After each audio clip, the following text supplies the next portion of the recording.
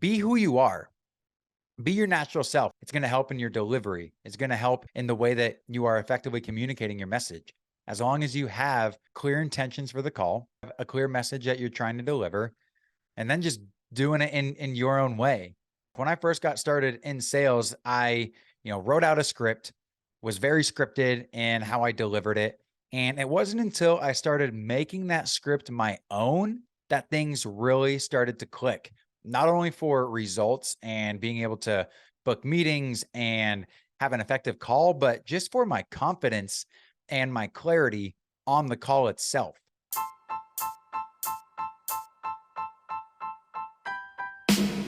What up, world? And welcome back to another episode of the Seeds of Success podcast.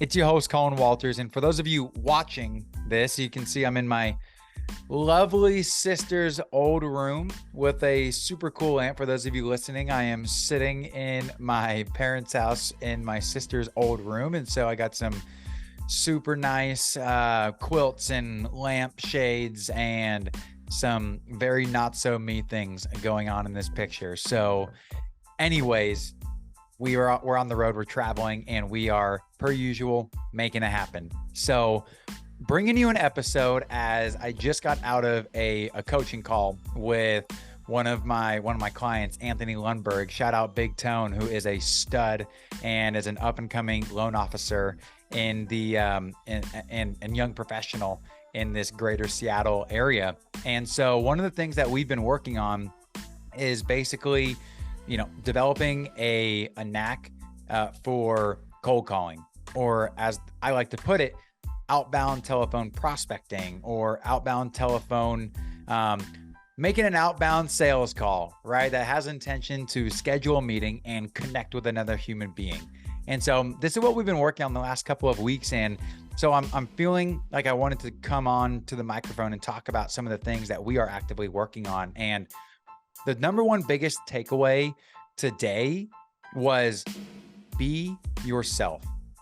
And I think that this is directly applicable for anybody who is in a sales position, obviously, but also in a business setting, in a professional setting, in a conversation with somebody that you've never had a conversation with.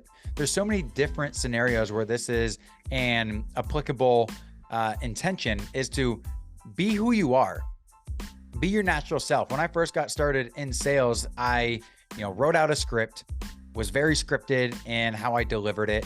And it wasn't until I started making that script my own that things really started to click, not only for results and being able to book meetings and have an effective call, but just for my confidence and my clarity on the call itself.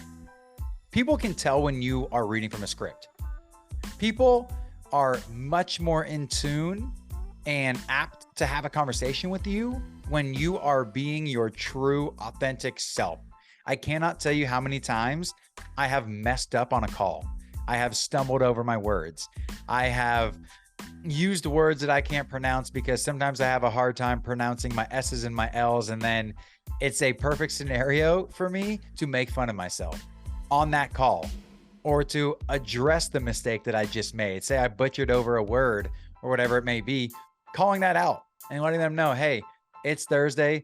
Sounds like, I'm already thinking about the weekend. I can't pronounce my words right now. I do apologize for that. But hey, Mr. Miss Customer, this is why I'm calling though. Like, pardon me for being a sales professional. I can't even speak, but you're really just making it your own and being you and being natural. It's going to help in your delivery. It's going to help in the way that you are effectively communicating your message.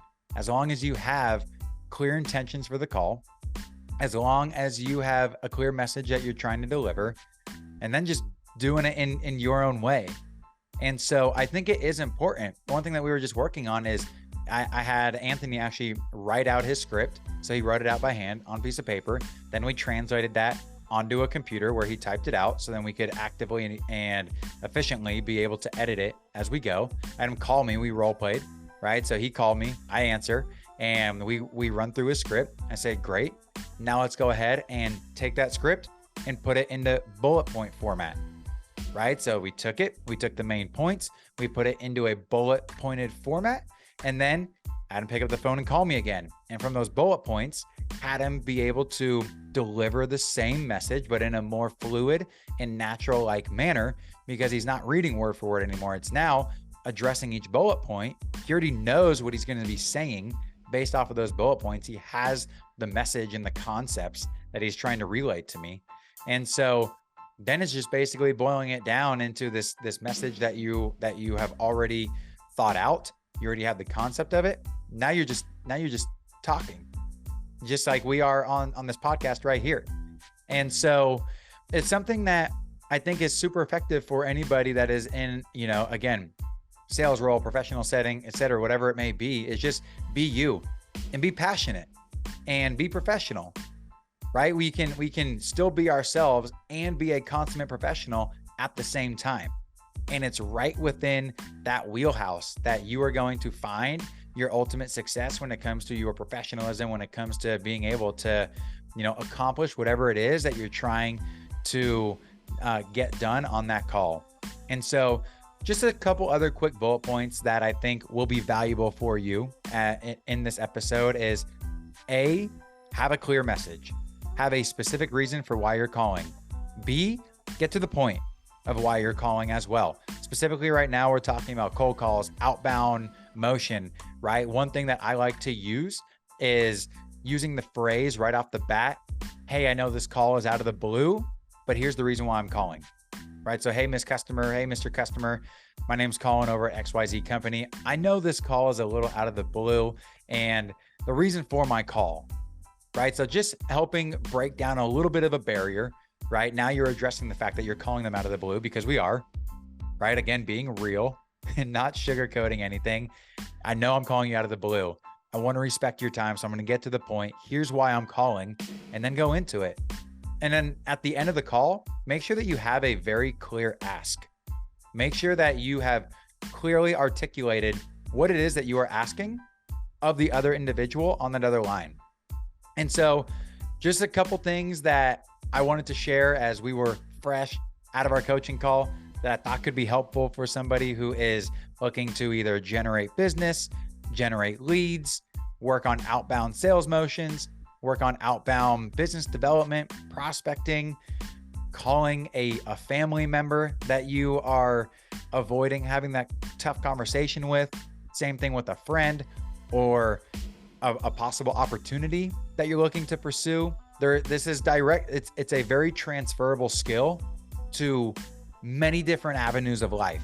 The ability to pick up the phone, not even pick up the phone, but have a very clear and concise conversation, deliver a clear message with a clear ask in hopes of getting what you want in return.